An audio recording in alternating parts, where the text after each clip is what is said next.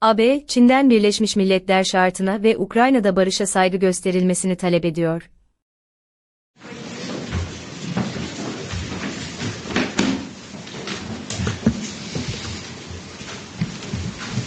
Good evening, everybody.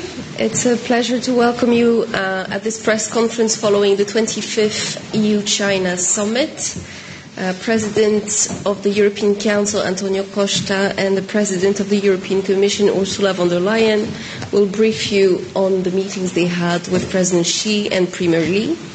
And without further delay, I'll give the floor to President Costa. Good evening, Ursula.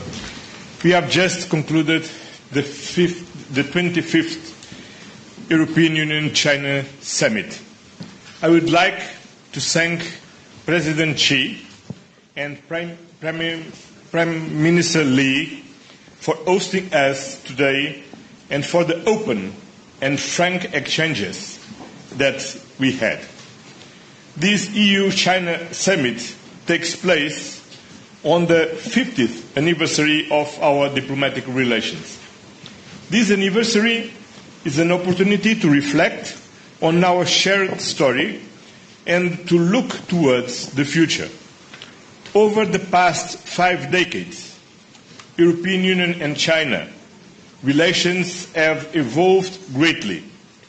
The European Union remains committed to deepening our bilateral partnership, making concrete progress in addressing concerns with respect, goodwill, and honesty.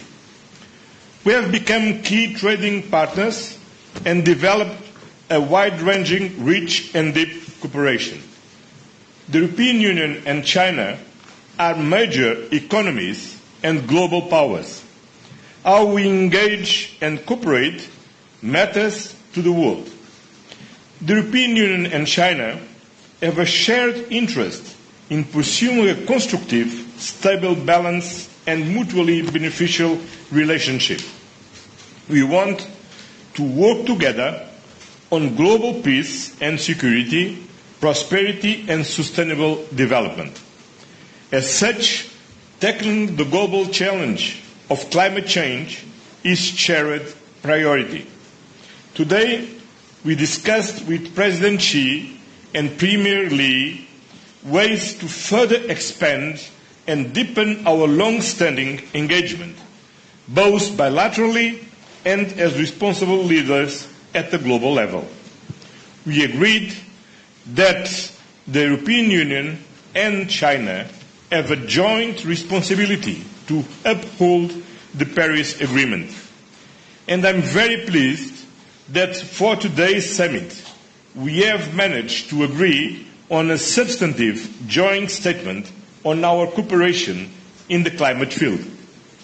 This sends an important message on our work together.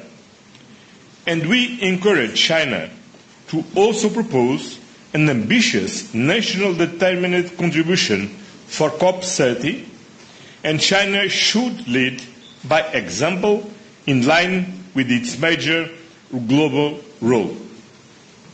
We agreed that we have a shared responsibility to support multilateralism and the rules-based international order, and to uphold the principles enshrined in the United Nations Charter.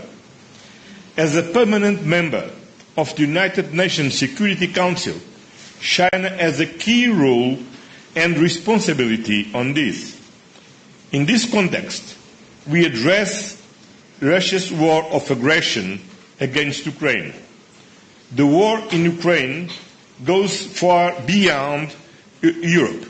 It is a conflict with global implications that undermines the rules-based international order and is not just a European conflict.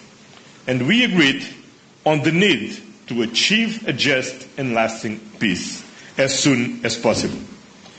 Today's discussion was one of great sincerity. This discussion must continue even if we don't agree on certain issues. Promoting and protecting human rights is a central pillar of the European Union's engagement with other countries including with China. We welcome the recent round of the European Union-China Human Rights Dialogue that took place in Brussels in June. Today, we reiterated our concerns and we will continue engaging on this important topic.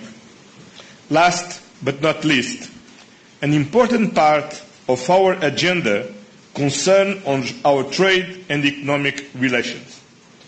The European Union and China together account over a third of global GDP. So having a fair balance in our economic relation is essential. We discussed trade distortions, imbalances and market access issues, with one clear message as a bottom line. A fair and mutually beneficial trade relations are possible and should be our joint aim. Together with President von der Leyen and the High Representative, I came to Beijing to address all these issues directly with China's President Xi and Premier Li. The European Union always prioritizes open and constructive dialogue to find shared solutions. Dialogue and negotiation are in our DNA. That's what we did today in an open and frank manner. Now it is time to put today's discussion into action and to make further progress. Thank you.